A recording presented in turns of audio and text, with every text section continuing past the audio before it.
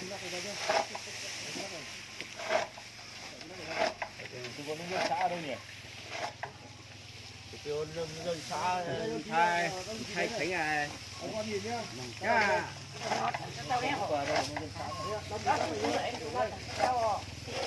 Bây giờ các chí để nó lên để nó hổ. đấy đổ nước vào. Đây nhưng mà sắp lên đồng chí mang ra đi. Bây giờ anh em xuống cho cháu rồi cho mình chưa với cháu để đóng vào cái đây để là xong nhá. Qua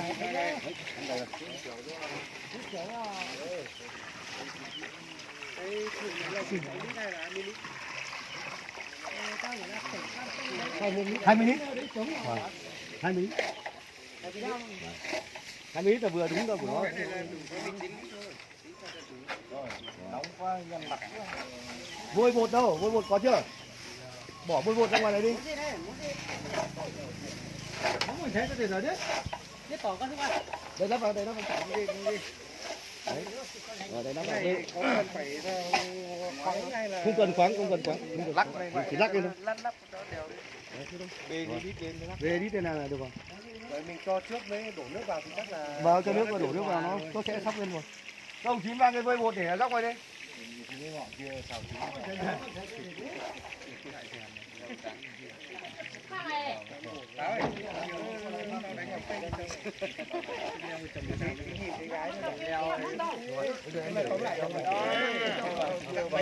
Bây giờ những đồng chí nào phục vụ cái chỗ này nhỉ?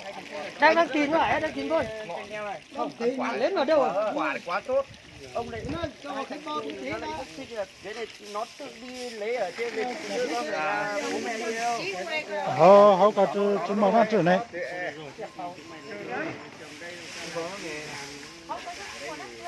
Nó mới nó cái tao mà thì thắng một trận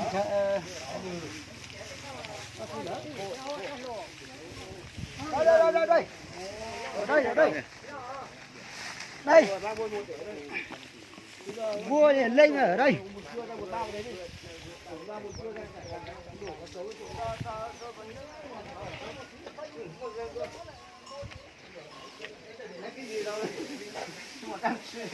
Mà cái mà sinh chặt mà.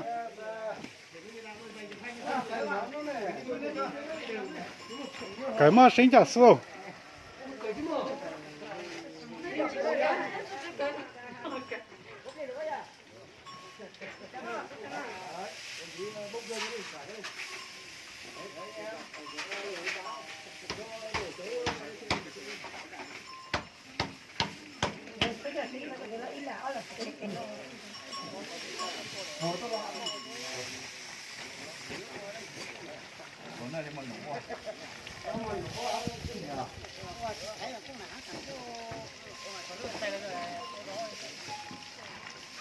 Bảo ông kia băm cả cái thân cái nôi.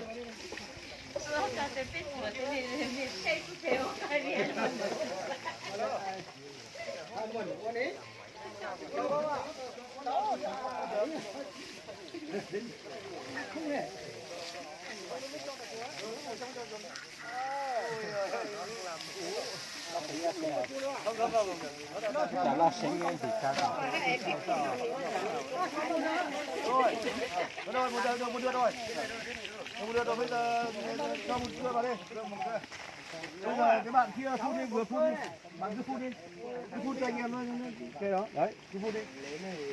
Đấy năm nay bao nhiêu? Đến 11 nhưng mà Cao hơn rồi. Rồi, cứ phun đều đi, cứ phun đi. Đấy, cái này không được gì. Thì cẩn thận nhá, cẩn thận một số thứ lên men nhá. Đấy, gạt phun cưa ra đi. Gạt đều ra, gạt đều. Mà nó phẳng đi đúng không ạ? Không à. Con máy thì Đấy, không. bây giờ quãi vôi đi, quãi một lượt vôi đi. Vôi đâu? Vôi kia. Cho bột cưa nhiều Đấy, thế. đấy. Nu chỉ đạo quãi một lượt. Ốc vôi chỉ cần quãi đều một lượt thôi.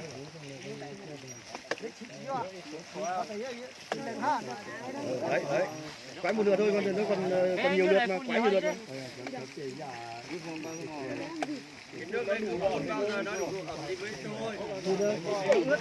Không, bây giờ còn chưa ăn thua đâu. một tí con đảo lên phun tiếp và phun đi. Chớ có hồ là chứ cua à.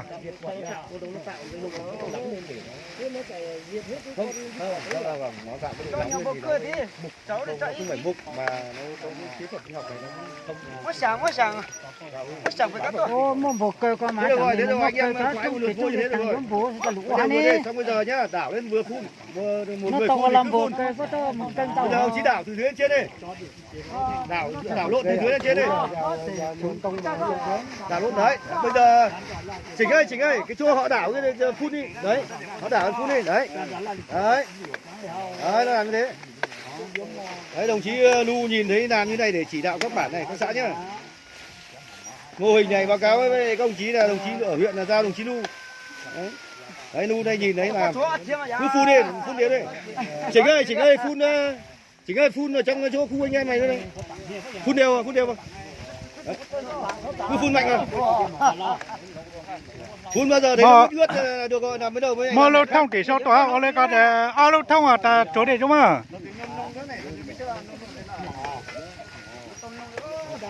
Cho hai mình phun đi.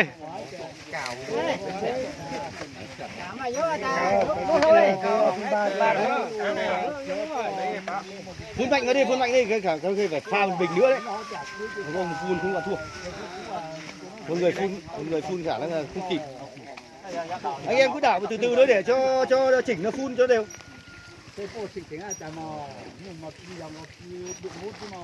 Trời. Mà luôn bình tại sao rồi? Chả hiểu cho luôn bình cho chúa lên lo xe. Cho hai mình đi. Phun Cho hai mình phun cho nó nhanh. Một mình là nó chắc quá. Tổ nắng có được.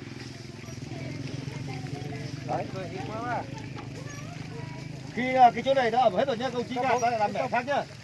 Gạt ra để chúng ta đắp vào. Cái này để làm đảo trên thôi chứ. Làm trên thì nó lại cũng đảo hết rồi. Mua cho có mua sinh ra tôi ít hỏi cho ăn chuyện. Mới như con xin cái bên đó này.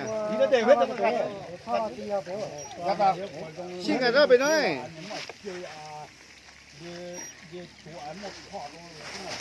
Chào các bạn cũng thắc mắc vì sao một đồng bộ hay con như chơi quân vẫn có thể duy trì sức khỏe và luyện tập.